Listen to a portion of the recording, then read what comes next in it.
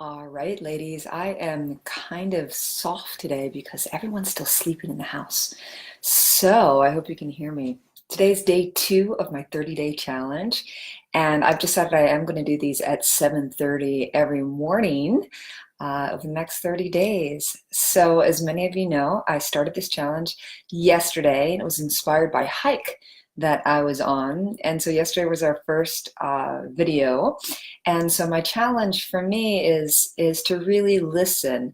And when I have an idea, an inspiration, especially if it's something that's recurring that has come up several times, the power to act and say yes. So I did kind of a Mel Robbins trick, 5, 4, 3, 2, 1, and decided I am going to do this 30-day challenge. I'm going to share the course of 30 days in a very, very vulnerable place. Yesterday I was actually talking to you before my coffee. I love my coffee. So anyway, today I want to talk a little bit about emotions. And so as human beings, there is such a wide range of emotions in the human experience. So we can experience great grief. I found out a couple days ago that an old boyfriend of mine actually lost his son, and I can't imagine what he's going through right now. And so grief and devastation. And on the other end of the spectrum is total bliss and joy. And I think in being human, we get to experience all of these emotions. And when I say we get to, is it really is a gift. And emotions are a signal to you to let you know kind of what's going on in your life. And sometimes life can get challenging. And I had a friend ask me the other day, how when life gets challenging, how do you manage your work? How do you still get things done? How do you not just stuff your emotions? How do you feel them and then also move forward and be able to do your work? So a couple different things. First of all, as women, if there's a lot of emotion, one of the best things you can do is dance and move your body, even just in a short amount of time. Turning on some of your favorite music and like shaking that booty is one of the best ways to move energy and to integrate emotions. The other way, I'm going to give you a couple different tips today. The other way is to be able to name what you're feeling. I know sometimes I'm not really sure how I'm feeling, like things, especially when things are a little off. I don't know, is it sadness? Is it confusion? Is it overwhelm? What is it? And so I actually learned about this technique this past week with my daughter in a girls leadership training. Actually, I guess it's been 2 weeks. And this, ladies, is an emotional wheel. And so you can pull this up on the internet, and at the center of it are your basic emotions like peaceful, powerful, joyful, sad. So they're right in the middle. And then as you move out, they get more discerning. So for example, I was looking at this one, I was going, how do I feel? And I came out of meditation. I was in meditation for a half hour, and I was like, oh, well, at the center, I feel peaceful. But what else? What else? How would I really describe that?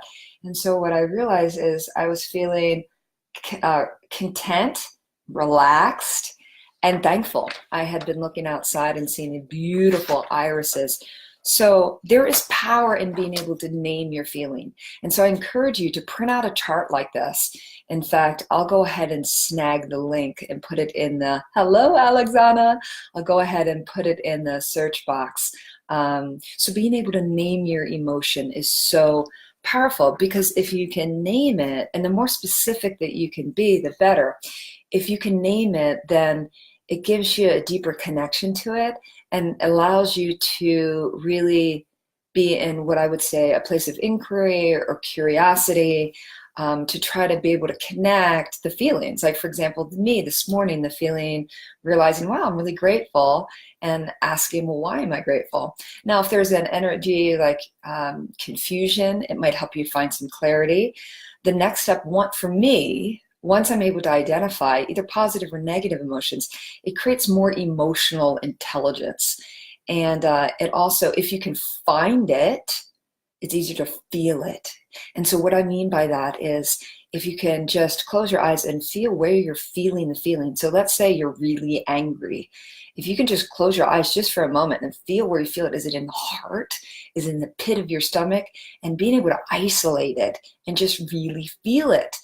We live in a society that we're taught to numb it, through drugs, through gambling, through sex, through all of these other means that aren't healthy. So I challenge you to go ahead and print out a wellness or an emotional wheel. We actually put this on the refrigerator because it's also helpful in teaching children to be able to identify their emotions. And when they're younger, they're probably going to only be able to identify maybe the emotions in the center part of the wheel. And then as they become more and more emotionally intelligent, then they can begin to discern the differences in emotion. So if you can name it and you can feel it and you can find it, you're on your way to integration. So I've got tons of other tools, but those are some big ones. Anger, as women, I feel like as a society we're taught not to necessarily feel and process our anger, that we're supposed to stuff it. So that's an emotion I'm learning to get in touch with and figuring out, well, what would trigger anger and those kinds of things. So anyway, I hope this is helpful. I want to know what you are going to do for your 30-day challenge. And I want you to share with us and let us know. It could be something simple like, I am going to meditate for 5 minutes a day, or I am going to it's going to be the 30-day cookie challenge, because I actually did this with a client. She was noticing she was eating a lot of cookies, and it was an emotional response because she's stressed. So I challenged her for a 30-day no cookie challenge. So what is your 30-day challenge? Share with me, and share with me what this journey is like for you. Also comment below, let me know how you are using the emotional wheel, or how you like to process and integrate emotions. All right, ladies, that's it. I'll see you tomorrow morning. We're doing this at 7:30 every morning. All right, bye-bye.